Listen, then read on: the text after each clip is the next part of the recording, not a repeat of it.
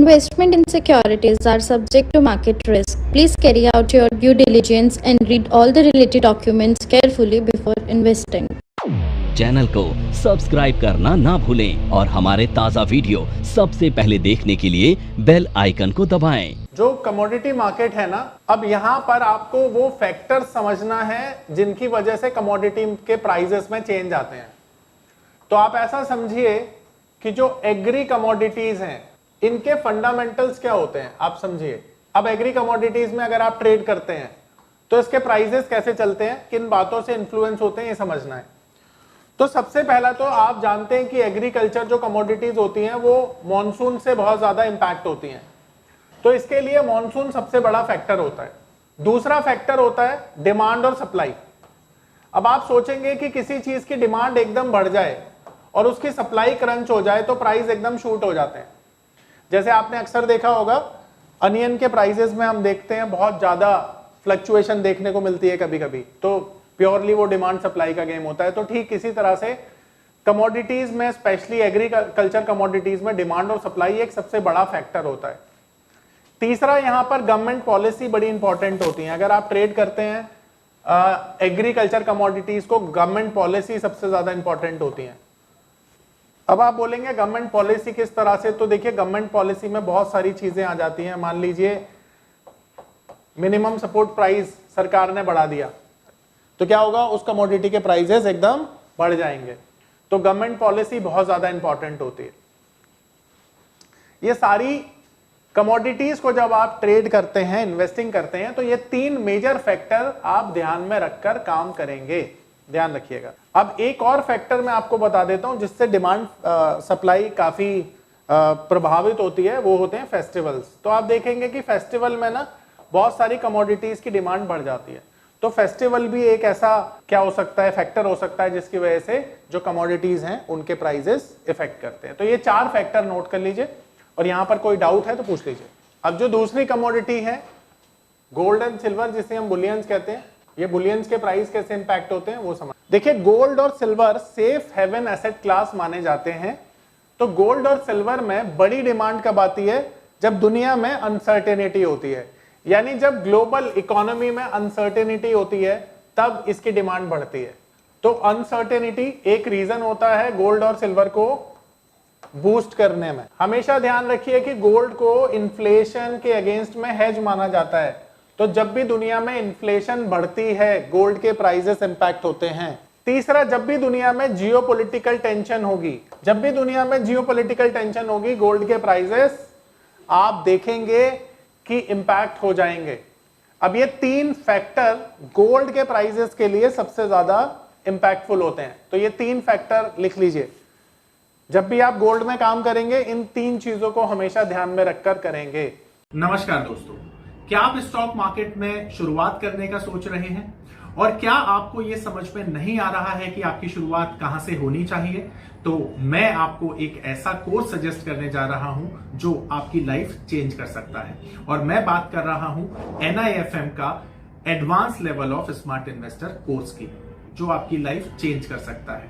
जी हां, आपने सही सुना, NIFM आपके लिए लेके आया है एक ऐसा शानदार कोर्स जो आपको बताएगा कि किस तरह से आप स्टॉक मार्केट में सक्सेसफुली पैसा कमा सकते हैं। और ये कोर्स है advance level of smart investor. Advance level of smart investor course आपको हर छोटी से छोटी और बड़ी से बड़ी मार्केट की बारीकियों के बारे में जानकारी देता है और ये सभी जानकारियां आपको इस मार्केट में पैसा कमाने में बहुत ज्यादा मददगार साबित होती हैं। तो इस कोर्स को करने के बाद आप मार्केट में सक्सेसफुल ट्रेडर और सक्सेसफुल इन्वेस्टर बन सकते हैं। अब जो तीसरी कमोडिटी है बेस मेटल्स। अब देखिए जो बेस मेटल के प्राइसेस होते हैं वो तीन मेजर चीजों से इंपैक्ट होते हैं। सबसे पहला इंटरेस्ट रेट।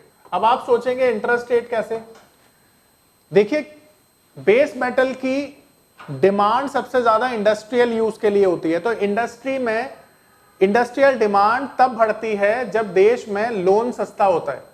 तो लोन सस्ता होगा तभी इंफ्रास्ट्रक्चर बढ़ेगा और इंडस्ट्री में भी यूज ज्यादा होगा। तो इंटरेस्ट रेट से ये ज्यादा इंपैक्ट होता है। तो जब भी इंटरेस्ट रेट डाउन होते हैं बेस मेटल के लिए बहुत अच्छा माना जाता है। जब भी इंटरेस्ट रेट अप होते हैं बेस मेटल की डिमांड कम हो जाती है। दुनिया का सबसे बड़ा कंज्यूमर है और प्रोड्यूसर भी बेस मेटल का चाइना।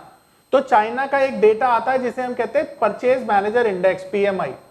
ये डेटा तय करता है कि चाइना में बेस मेटल की डिमांड कैसी है और उसके चलते बेस मेटल के प्राइसेस इंपैक्ट होते हैं।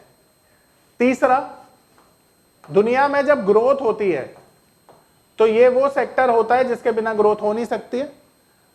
तो ये 3 फैक्टर बेस मेटल को ट्रेड करते हुए हमें ध्यान में रखने चाहिए। And last one, energy. अब ये जो एनर्जी है, इसके लिए जो फैक्टर्स इंपैक्ट करते हैं वो सबसे पहला होता है जियोपॉलिटिकल टेंशन।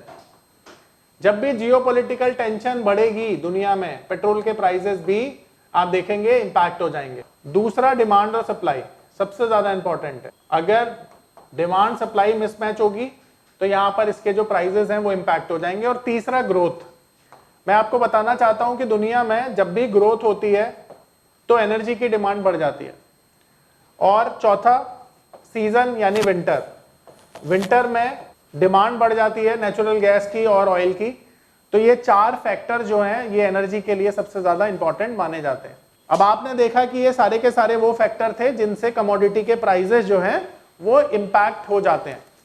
अब यहां पर किसी का कोई सवाल है तो पूछिए। अब यहां पर आप देखेंगे कि ये एल्यूमिनी है। अब एल्यूमिनी मतलब एल्यूमिनियम। अब ये जो एल्यूमिनियम है यहां पर 2 तरह के लॉट्स हैं, जैसे मैंने आपको बताया, छोटा और बड़ा। अब ये जो एल्यूमिनी है इसका मतलब है ये स्मॉल साइज का लॉट है जो ट्रेड किया जाता है, यानी ये बेस मेटल का टाइप है एल्यूमिनियम, आपको पता ही है। तो इसका जो एक लॉट आता है वो कितने का आता है? 1 मैट्रिक टन का। अब आप देखेंगे एल्यूमिनी का जो प्राइस चल रहा है वो चल रहा है 323 रुपीज। और यहां पर अगर आप एक एल्यूमिनी खरीदते हैं तो आपको ये 30,000 अप्रॉक्स आपको मार्जिन पे करना पड़ेगा। ये पावर ऑफ नंबर थ्योरी इतनी बेहतरीन थ्योरी है कि इसे करने के बाद आप एक अलग अनुभव करेंगे और आपको लगेगा कि शायद इसी चीज की आपको तलाश थी। बहुत सालों की ट्रेडिंग के बाद, इन्वेस्टिंग के बाद आपको शायद ऐसे प्रोडक्ट की जरूरत थी जो मार्केट में आपको वो कॉन्फिडेंस दे पाए, जिस कॉन्फिडेंस के साथ आप रोज पैसा कमा पाए और जितना आप चाहें उतना पैसा कमा पाए। तो हमारी ये जो पावर ऑफ नंबर थ्योरी है ये आपको आपकी सभी इच्छाओं को पूरा करने के लिए है। और आप देखेंगे कि इस थ्योरी को करने के बाद जो आपका कॉन्फिडेंस है, आपकी जो एक्यूरेसी है, आपकी जो क्षमताएं हैं मार्केट से पैसा कमाने की, वो बहुत ज्यादा बढ़ जाएंगी। और आप देखेंगे कि जो आपने आज से पहले अनुभव नहीं किया था अपनी ट्रेडिंग के दौरान या इन्वेस्टमेंट के दौरान, आप इतना बेहतर अनुभव करेंगे इस कोर्स को करने के बाद। सिमिलरली अगर आप एल्यूमिनियम खरीदते हैं जिसका लॉट साइज बड़ा है 5 मैट्रिक टन का, तो अब यहां पर अगर आप इसे खरीदते हैं तो देखिए यहां पे आपको 1,49,000 रुपीज पे करने पड़ेंगे। तो आप समझ पा रहे हैं, देख पा रहे हैं कि जब भी आप बड़ा लॉट खरीदते हैं तो मार्जिन आपको ज्यादा पे करना पड़ता है, छोटा लॉट खरीदते हैं तो आपको मार्जिन कम पे करना पड़ता है। इसी तरह से यह है कॉपर। तो कॉपर भी बेस मेटल होता है। अब यहां पर कॉपर का लॉट साइज आप देख सकते हैं 1.5 मैट्रिक टन का है। तो कॉपर में आजकल वॉलेटिलिटी बहुत ज्यादा है, इसलिए ये जो मार्जिन है देख रहे हैं बढ़ा हुआ है, 14% है। अब यहां पर सवाल ये है कि कई मार्जिन कम है, कई मार्जिन ज्यादा है, तो ऐसा क्यों? तो ऐसा इसलिए क्योंकि जहां पे रिस्क ज्यादा होता है वहां पे मार्जिन भी एक्सचेंज ज्यादा इंपोज कर देता है।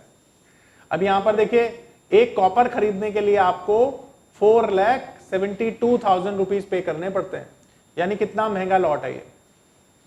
अब देखिए कॉटन, ये कॉटन का लॉट साइज देखिए कितना छोटा सा है। फिर ये कॉटन ऑयल है इसका, इसी तरह से एक क्रूड ऑयल है। हाँ जी बताइए।